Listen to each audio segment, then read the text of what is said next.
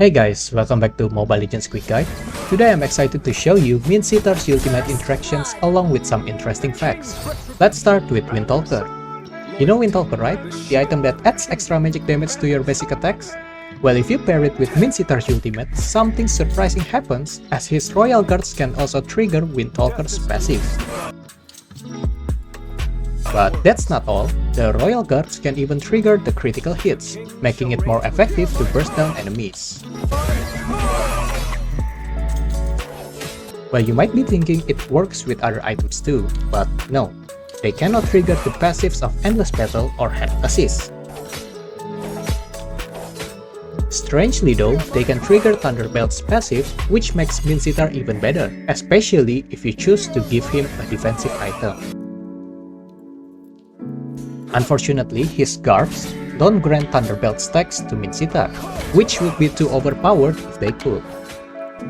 As for the Thunderbelt damage triggered by the guards, it scales based on Minsittar's defense since the guards don't have any attributes.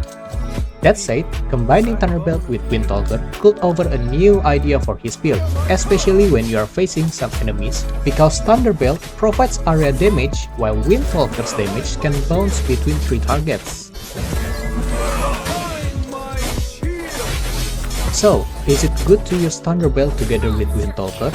After researching the first 10 top global Minsitthar players, I just found out that some of them are using Windtalker while others are not.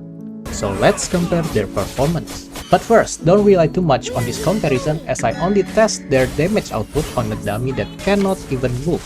In a real match, you'll be facing actual players, not dummies. Let this comparison serve as a guide to help you decide on your own Minsitthar build. And here are the builds I'll be comparing. For the dummy, I'll equip her with 2 physical defense items, 1 Athena shield for magic defense, Oracle for hybrid defense, and 2 Guardian's helmet to boost her base HP. First attempt, ultimate only.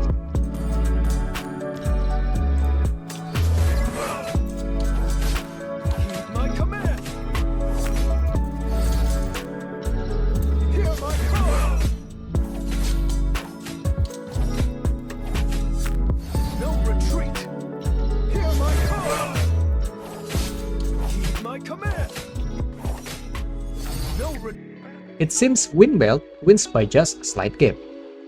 Now for the second attempt, ultimate with second skill.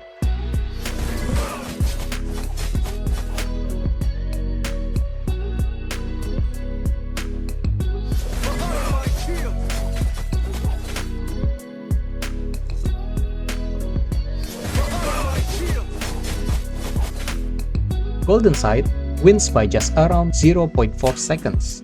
I think the difference isn't really significant. So which build do I prefer? Personally, I prefer Windbelt because Windtalker will give me more movement speed while Thunderbelt will make me tougher. As for which build is the best, I'll leave that for you to decide since I don't really play Minsitthar that much. Now I really wanted to end the video here, but there's another interesting thing about his ultimate and how it interacts with some item passives like War X. If you equip him with War X, his guards can actually trigger its passive, allowing them to gain increased attack damage. However, they cannot deal the pure damage from War X passive, as it requires 6 seconds to fully stack, while Minsittar's ultimate only lasts for 5 seconds. Even if you let Minsitthar to get full stack of War X before casting his ultimate, the guards still cannot trigger the pure damage since they build up stacks separately. On the bright side, having a full stack of War X when casting his ultimate can still boost the guard's damage output indirectly.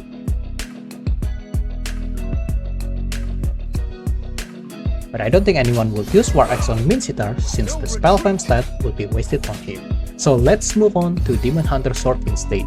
Demon Hunter Sword of course can affect his guards, which is why I used it to compare both builds earlier. But the real question is, when you use Golden Staff on him, does Golden Staff's passive also affect his guards? To test this out, I'm using Heaven's Feather since it has a different damage color, making it easier to differentiate between the guard's damage and the item's passive damage. If Minsitthar triggers Golden Staff, the passive damage should be triple. But it seems that the guard's damage still remains the same. This means that his guards cannot activate Golden Staff's passive. It's really interesting that Thunderbelt and Windtalker work best with his ultimate, while Golden Staff and the others are better suited for his second skill. So what do you think are his best items? Let me know in the comments below. Anyway guys, thank you so much for your support. Honestly, I never imagined my previous videos would receive this much attention. And I truly hope I can continue to meet your expectations with the upcoming content in this channel. Once again, thanks for watching and I'll see you in my next video.